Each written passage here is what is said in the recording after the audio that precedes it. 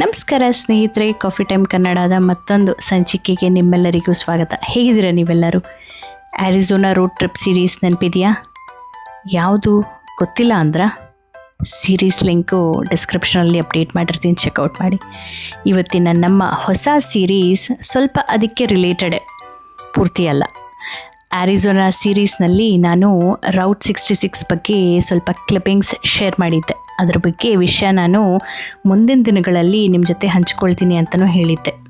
ಇವತ್ತು ಆ ಸಮಯ ಬಂದೇ ಬಿಟ್ಟಿದೆ. ನಾವು ಇವತ್ತು ಒಕ್ಲಹೋಮಾ ಸ್ಟೇಟ್ನಲ್ಲಿ ಇರುವಂಥ ರೌಟ್ 66ನ ಎಕ್ಸ್ಪ್ಲೋರ್ ಮಾಡೋಣ.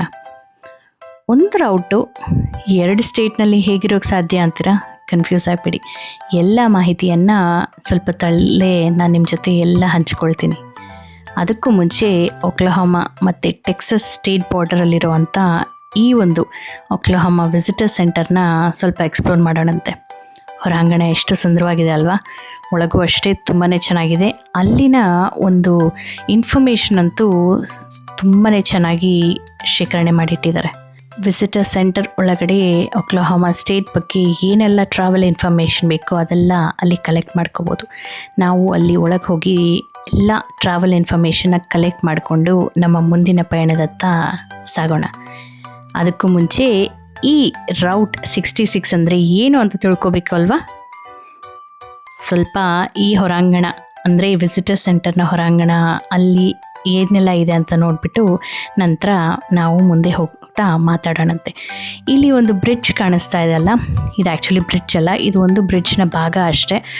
ಒಕ್ಲಹೋಮಾ ಸ್ಟೇಟ್ ಮತ್ತು ಟೆಕ್ಸಸ್ ಸ್ಟೇಟ್ ಕನೆಕ್ಟ್ ಆಗೋದು ಒಂದು ಬ್ರಿಡ್ಜಿಂದ. ಅಲ್ಲಿ ಒಂದು ರಿವರ್ ಸಹ ಓಡುತ್ತೆ. ಆ ರಿವರ್ನ ಹೆಸರು ರೆಡ್ ರಿವರ್. ಆ ರೆಡ್ ರಿವರ್ ಟೆಕ್ಸಸ್ ಮತ್ತು ಒಕ್ಲಹೋಮಾ ಸ್ಟೇಟ್ನ ಡಿವೈಡ್ ಮಾಡ್ತಾ ಈ ಬ್ರಿಡ್ಜಿಂದ ಕನೆಕ್ಟ್ ಆಗಿದೆ.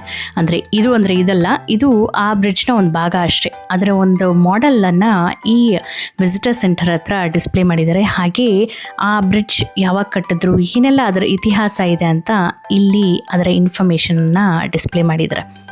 ಈಗ ಸದ್ಯಕ್ಕೆ ಆ ಜಾಗದಲ್ಲಿ ಬೇರೆ ಬ್ರಿಡ್ಜ್ ಇದೆ, ಯೋಚನೆ ಮಾಡಿಬಿಡಿ. ಆ ಬ್ರಿಡ್ಜ್ ಇಲ್ಲ ಅಂದಮೇಲೆ ಹೆಂಗೆ ಬಂದ್ರಿ ಅಂತ ಭಯ ಪಡಬೇಡಿ. ಈ ಬ್ರಿಡ್ಜು ಹಳೆ ಬ್ರಿಡ್ಜು, ಅದನ್ನು ಇಲ್ಲಿ ತಂದಿಟ್ಟು ಇಲ್ಲಿ ಸ್ವಲ್ಪ ಪೇಂಟ್ ಮಾಡಿ ಸ್ವಲ್ಪ ಡೆಕೋರೇಟ್ ಮಾಡಿ ನಮಗೋಸ್ಕರ ಅದನ್ನು ಪ್ರೆಸೆಂಟ್ ಮಾಡ್ತಾ ಇದ್ದಾರೆ ಅಷ್ಟೇ. ಏನಂದರೆ ಇದ್ರ ವಿಶೇಷ, ಮುಂಚೆ ಆ ಬ್ರಿಡ್ಜ್ ಕಟ್ಟಿದಾಗ ಇದ್ದಂಥ ಬ್ರಿಡ್ಜ್ನ ಭಾಗದ ಒಂದು ಡಿಸ್ಪ್ಲೇ ಅಷ್ಟೇ.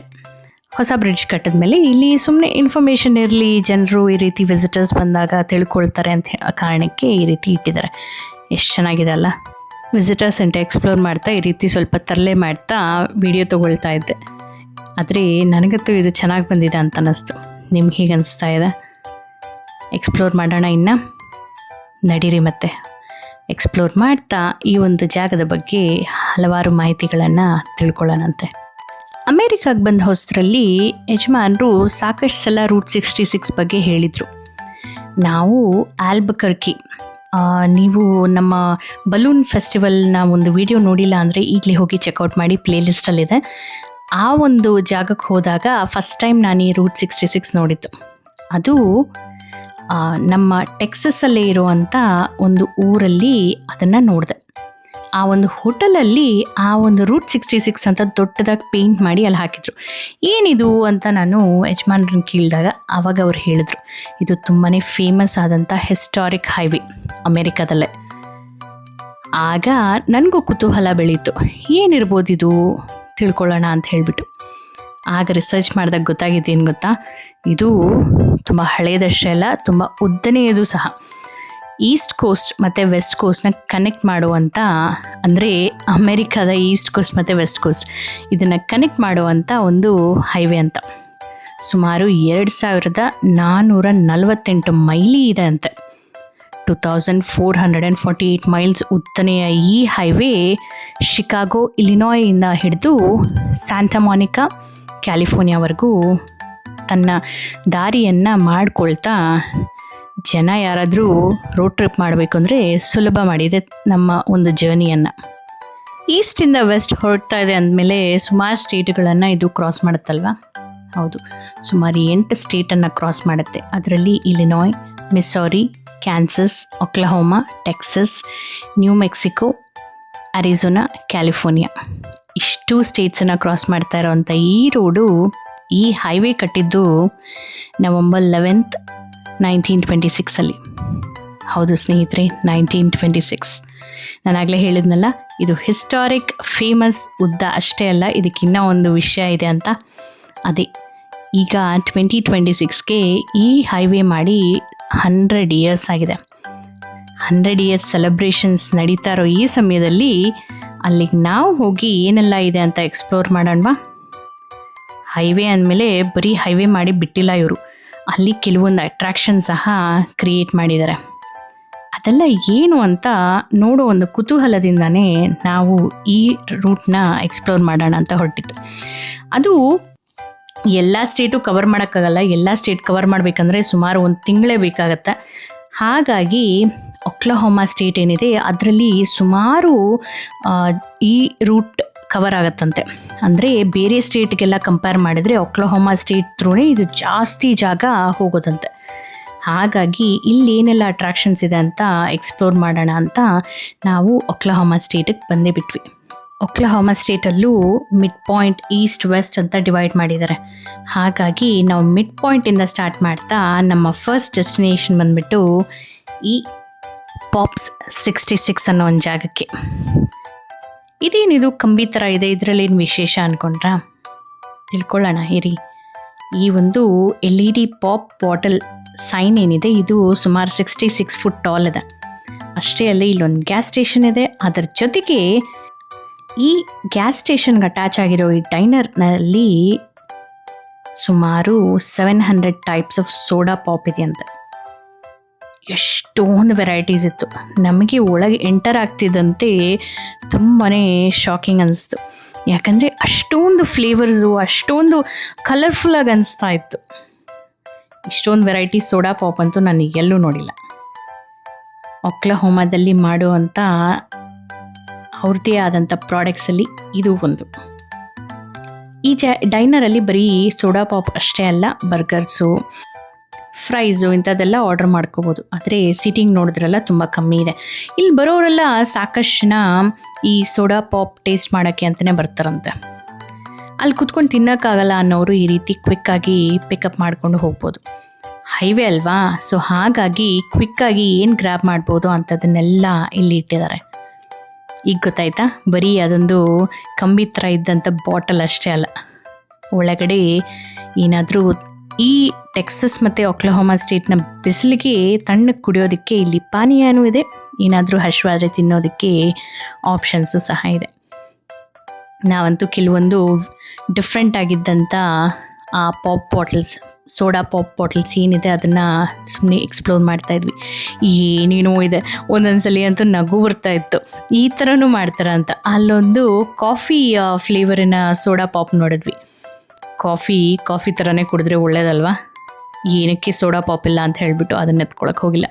ಬಟ್ ಒಂದು ಡಿಫ್ರೆಂಟ್ ಫ್ಲೇವರ್ ನಾವು ಟ್ರೈ ಮಾಡಿದ್ವಿ. ಮೋಸ್ಟ್ಲಿ ನಾನು ಕ್ಲಿಪ್ಪಿಂಗ್ ಆ್ಯಡ್ ಮಾಡ್ತೀನಿ ನಾನು ಯಾವ್ದು ತೊಗೊಂಡ್ವಿ ಅಂತ. ಅದನ್ನು ಟ್ರೈ ಮಾಡಿದ್ವಿ, ನಮ್ಗೆ ತುಂಬಾ ಇಷ್ಟ ಆಯಿತು. ದಾರಿಯಲ್ಲಿ ಹೊರಡೋವಾಗ ಕುಡ್ದಿದ್ದ ಕಾರಣ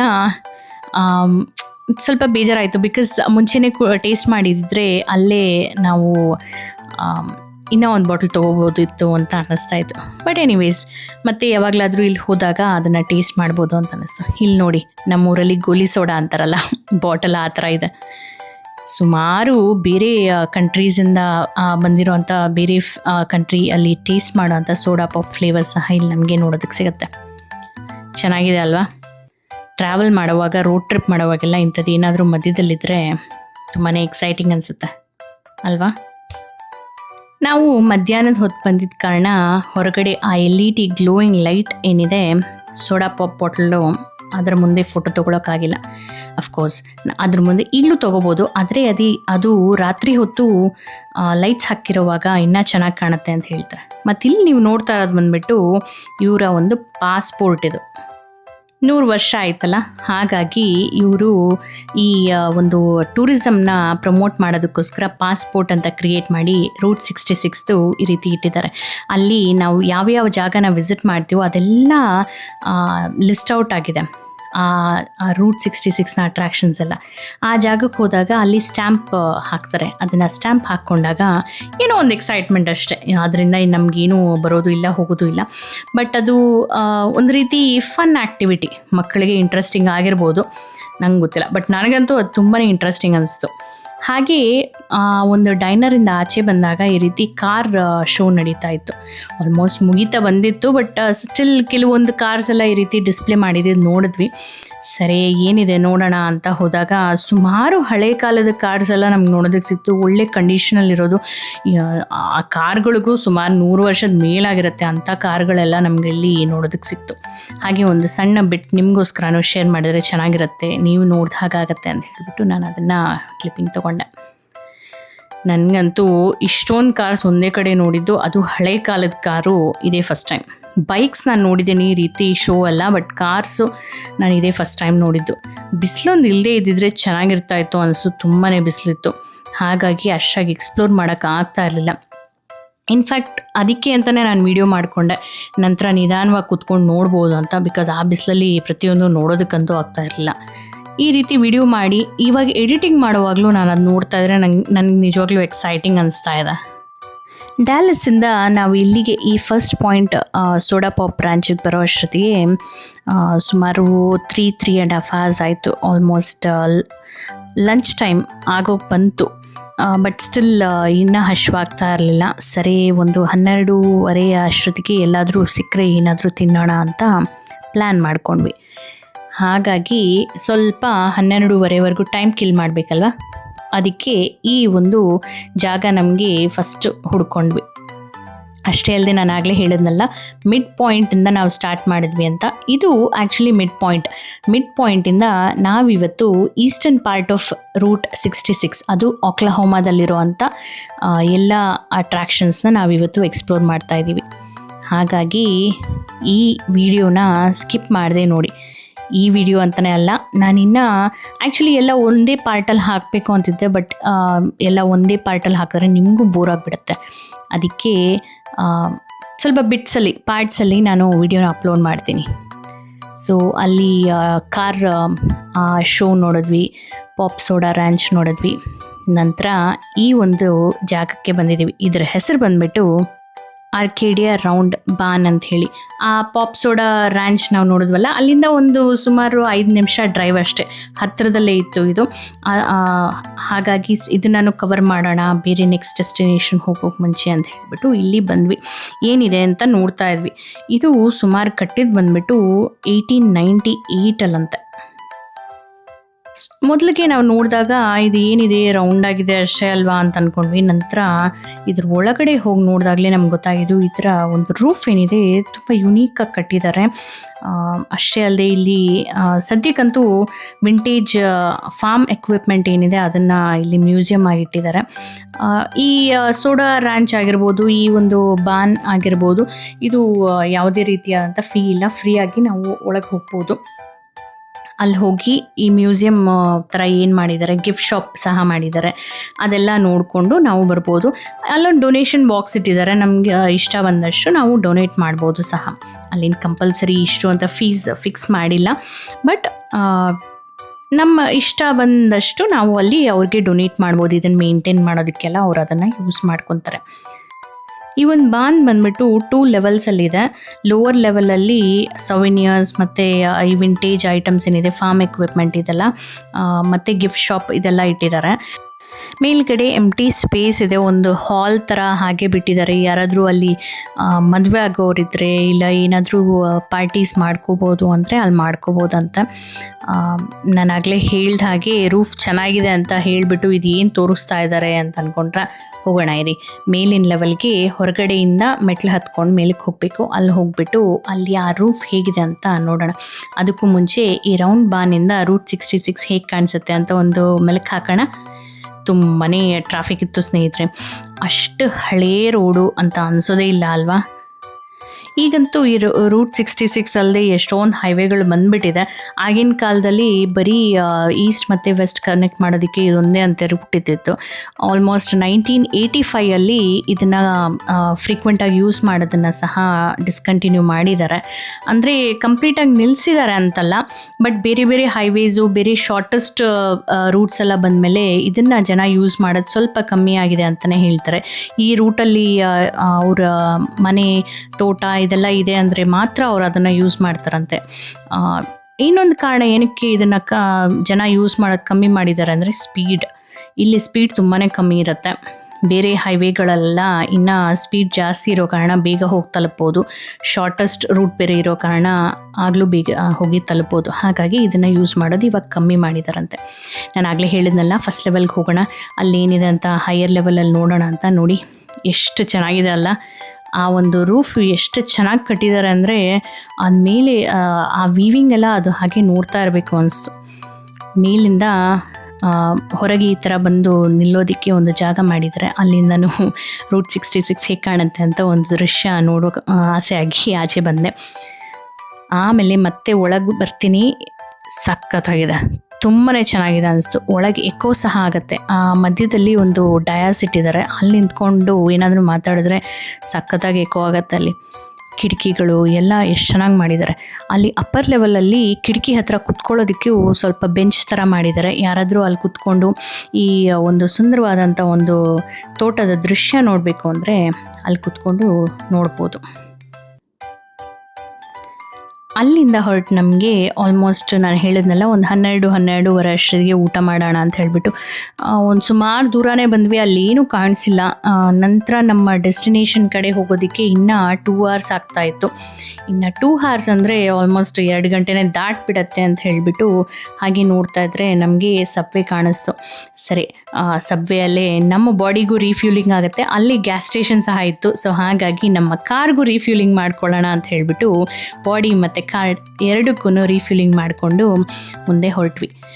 ಮುಂದೆ ನಮ್ಮ ಡೆಸ್ಟಿನೇಷನಲ್ಲಿ ಸಿಟಿ ಸ್ವಲ್ಪ ದೊಡ್ಡದಾಗೇ ಇದೆ. ಅಲ್ಲಿ ಏನೋ ತಿನ್ನೋಕ್ಕೆ ಸಿಗ್ತಾಯಿತ್ತು. ಬಟ್ ನಾನು ಆಗಲೇ ಹೇಳಿದಾಗ ದೂರ ಇರೋ ಕಾರಣ 2 hours ಅಷ್ಟು ಯಾಕೆ ವೆಯ್ಟ್ ಮಾಡಬೇಕು ಅಂತ ಹೇಳಿಬಿಟ್ಟು ಹಶ್ವೇನಿರಲಿಲ್ಲ. ಬಟ್ ಸ್ಟಿಲ್ ಯಾಕೆ ವೆಯ್ಟ್ ಮಾಡೋದು ಅಂತ ನಾವು ಅಲ್ಲಿ ಲಂಚ್ನ ಮಾಡಿಬಿಟ್ವಿ.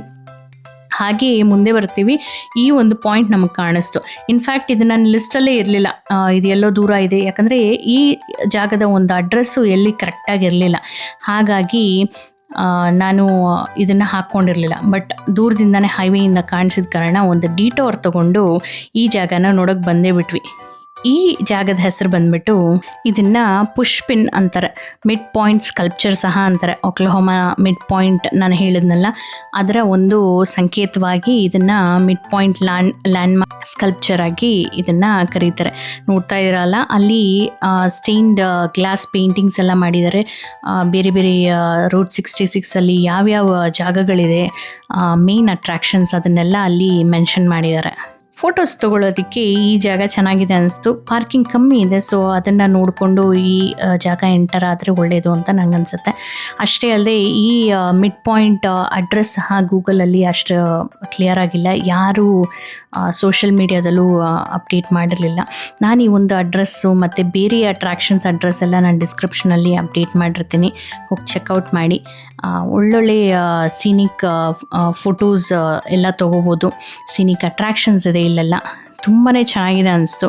ಸೊ ನೆಕ್ಸ್ಟ್ ಎಪಿಸೋಡಲ್ಲಿ ನಾವು ಮುಂದೆ ಅಂದರೆ ಟಲ್ಸಾ, ಒಕ್ಲಹೋಮಾ ಸ್ಟೇಟ್ನ ಟಲ್ಸಾ ಸಿಟಿಗೆ ಹೋಗೋಣ. ಅಲ್ಲಿ ಕೆಲವೊಂದೆಲ್ಲ ಅಟ್ರಾಕ್ಷನ್ಸ್ ಇದೆ, ಅಲ್ಲೇನೆಲ್ಲ ಇದೆ ಅಂತ ಎಕ್ಸ್ಪ್ಲೋರ್ ಮಾಡ್ತಾ eastern part of Oklahoma route 66ನ ಎಕ್ಸ್ಪ್ಲೋರ್ ಮಾಡೋಣ. ಏನಂತೀರಾ? ಇಲ್ಲಿವರೆಗೂ ನಿಮ್ಗೆ ಇಷ್ಟ ಆಯಿತಾ? ಹೇಗೆ ಅನಿಸ್ತು ಅಂತ ತಿಳಿಸೋದನ್ನು ಮರಿಬೇಡಿ. ಇನ್ಸ್ಟಾಗ್ರಾಮ್ ವರ್ತಿ ಫೋಟೋಸ್ ತೊಗೊಳ್ಳೋ ಅಂಥ ಜಾಗ ಇದು. ನೀವು ಯಾರಾದರೂ ಇನ್ನೂ ವಿಸಿಟ್ ಮಾಡಿಲ್ಲ ಅಂದರೆ ಈ ಜಾಗಕ್ಕೆ ವಿಸಿಟ್ ಮಾಡಿದ್ರೆ, ನಮ್ಮ ವಿಡಿಯೋ ನೋಡಿ ವಿಸಿಟ್ ಮಾಡಿದರೆ ಟ್ಯಾಗ್ ಮಾಡೋದನ್ನು ಮರಿಬೇಡಿ. ವಿಡಿಯೋ ಇಷ್ಟ ಆದಲ್ಲಿ ಹೇಗೆ ಅನಿಸ್ತು ಅಂತ ತಿಳಿಸೋದನ್ನು ಮರಿಬೇಡಿ. ಹಾಗೆ ಫ್ರೆಂಡ್ಸ್ ಆ್ಯಂಡ್ ಫ್ಯಾಮಿಲಿ ಜೊತೆ ಶೇರ್ ಮಾಡೋದನ್ನು ಮರಿಬೇಡಿ. ಕಮೆಂಟ್ ಮಾಡಿದ್ರೆ ಮತ್ತು ವಿಡಿಯೋನ ಸೇವ್ ಮಾಡಿಕೊಂಡಾಗ ಸಾಕಷ್ಟು ರೀಚ್ ಸಿಗುತ್ತೆ.